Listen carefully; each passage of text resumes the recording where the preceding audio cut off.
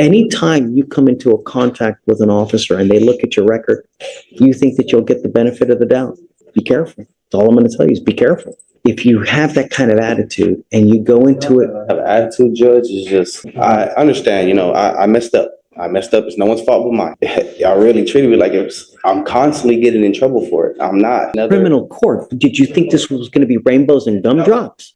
No. We set the case for trial today. That's it. I'm not here to play games. Today, we've got an entitled brat who strolls into court with one of the biggest egos I've ever seen. He's puffing himself up like he's somehow built different from every other defendant in the room, acting as if his charges don't apply because he is just not like the rest of them. And the best part, he's convinced the judge is targeting him, when the judge is literally bending over backwards trying to help him not throw his life away. That's the kind of delusion you usually only see in reality TV villains, except this one comes with actual criminal charges. The judge is dead serious today, not an ounce of patience left, and you can feel the shift the moment this man opens his mouth. He thinks he's winning the room, meanwhile everyone else is wondering if he forgot he's in a courtroom and not a rap battle. So the real question is, will his ego survive the next 5 minutes? Let's go ahead and dive in. Charged with driving while intoxicated. You're also charged with assault of a family member.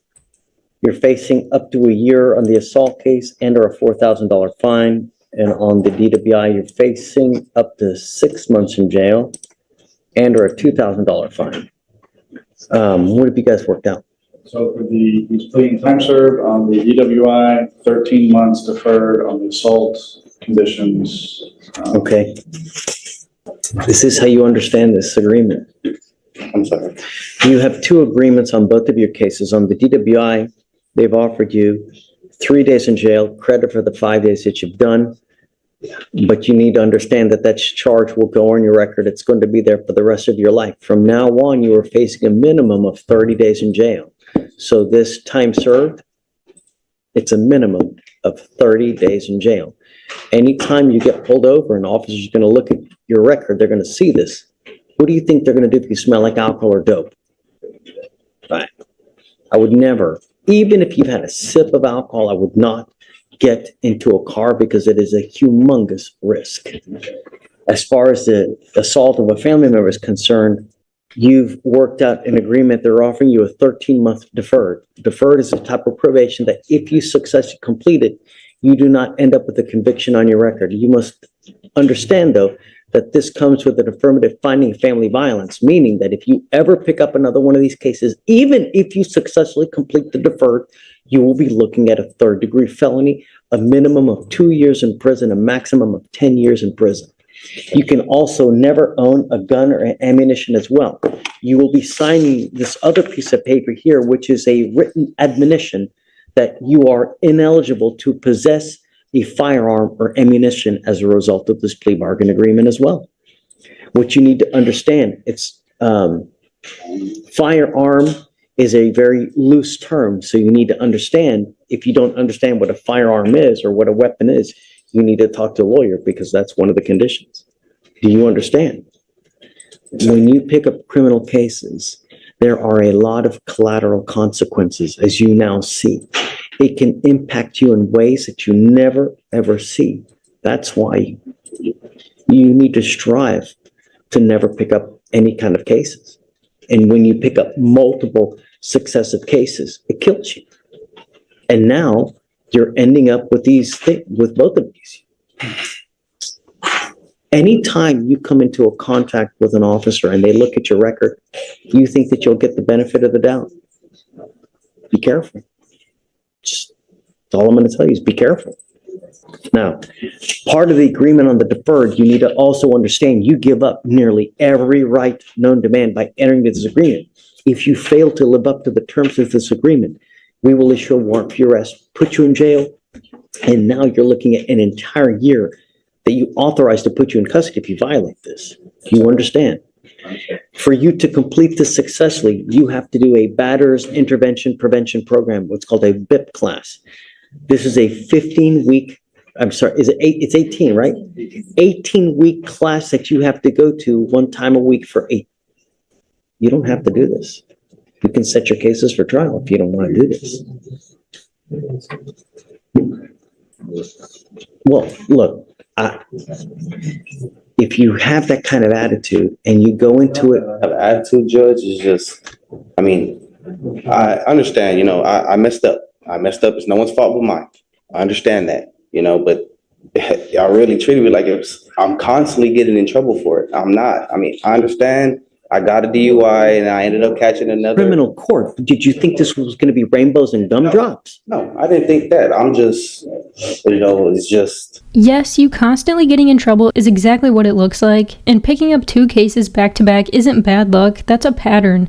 When a judge points that out, he's not attacking you, he's literally reading the timeline of your own decisions. And let's be real, there's no telling what else you've done that just didn't make it to the court docket. I promise you, this isn't your first time driving drunk, it's just the first time you didn't slip through the cracks. This is criminal court, not casual advice hour, so pretending it's not that serious tells the judge you're not ready to be taken seriously. And judges absolutely hate when defendants minimize the danger of their own charges, especially DUIs. The judge is treating you like the man your actions have shown you to be, not the man you keep describing yourself as. Both of your cases could have ended much worse, and the only reason you're standing here free is pure luck. So telling the judge, bro, it's not that serious, is basically begging for a sentence upgrade. He should be grateful he's even being offered deferred instead of a ride to a county jail. Deferred is the legal system saying, we'll give you one reset, don't break it. But somehow he sees that as the judge being tough on him, which is wild because it's literally the opposite. Even his lawyer looks tired, like he's explaining kindergarten rules to a grown man. This guy needs a major attitude shift, and something tells me the judge is about to hand it to him. And here's the thing though, Mr. Faris, what you need to understand is if you think it was bad here, that's what you're saying to me now. If you think it's bad now, wait till you get out there in the free world with even more conviction on your record. Life will only get more difficult with the more convictions that you get. I hadn't been getting in trouble for the past year. I got that DUI in 2020. I have not been in trouble for it since then. So y'all treating me like if I'm constantly getting in trouble for it. And I'm not trying to be rude. I'm really not. How did we treat you that you're constantly in trouble? Tell me. It's a conversation. No, but Nathan, I want him, how did we treat you in what way? I mean, I'm not Tell saying me. y'all treating me in any way. It's just like the way you talk to me.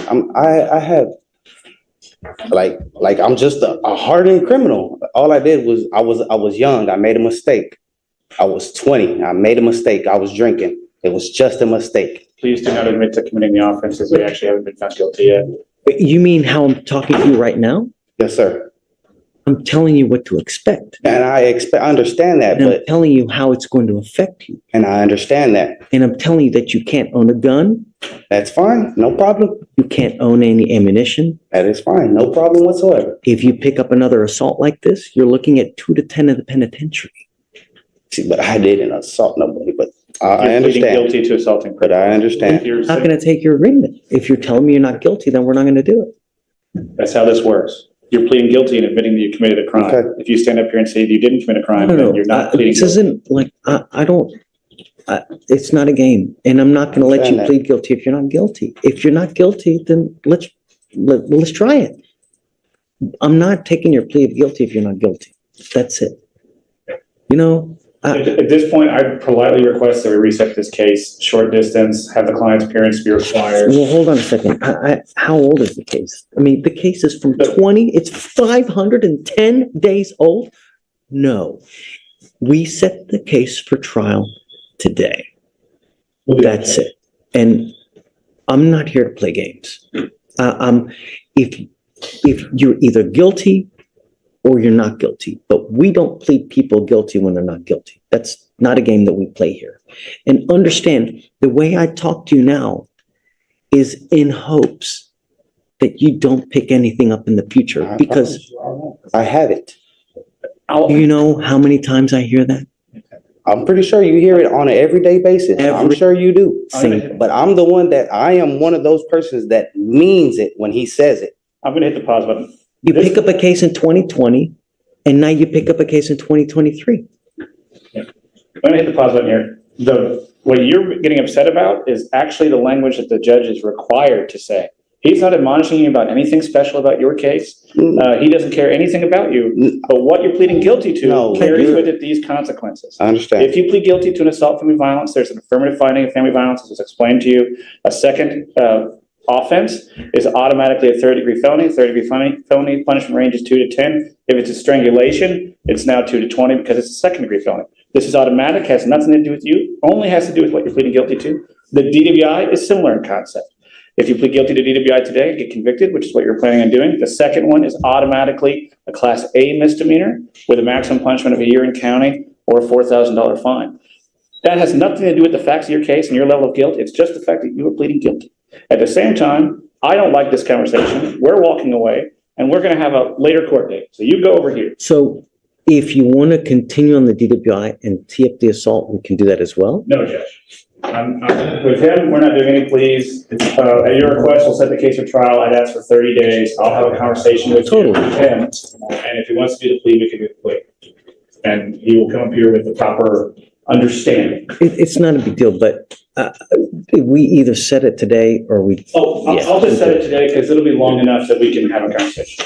I absolutely hate when defendants try to claim driving drunk was just a mistake. No, forgetting to turn off the TV is a mistake. Choosing to get behind the wheel intoxicated is a decision with real risk built into it. You always have a choice: call an Uber, phone a friend, or simply stay put. But the moment you turn on that ignition, you're not just messing up, you're gambling with other people's safety. And the judge isn't attacking him, he's just laying out the consequences because legally he has to make sure this man understands what comes next if he keeps slipping. Judges don't benefit from sending people to jail. Contrary to popular belief, they actually prefer when defendants never come back. That's the entire point of the lecture, to steer you away from the revolving door before it locks behind you. This guy is taking guidance as disrespect, which is backwards, but common when ego is louder than logic.